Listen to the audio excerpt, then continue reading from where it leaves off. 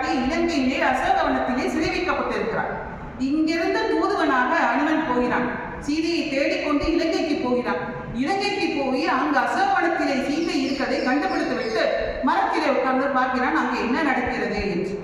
அங்கு அரங்கிகள் எல்லோரும் அவளை கொடுமைப்படுத்திக் கொண்டிருக்கிறார்கள், திட்டிக் கொண்டிருக்கிறார்கள். இவள் சோதனையே உருவாக ராமச்சந்திரமூர்த்தி எப்போ வருவார் காத்து கொண்டிருக்கிறார்.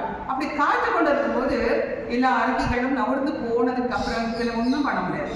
சீதா பிராட்டியை மிரட்டியும் காரியமாக முடியாது, ஒன்றும் பண்ண முடியாது.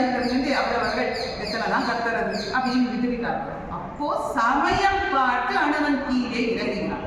கீழே இறங்கி எல்லா விதமான விஷயங்களையும் சொல்றார். என்ன விஷயம்? நான் ராமனிடம் வரலேன்னா சீதைக்கு கொஞ்சம் பயமாகலாம்.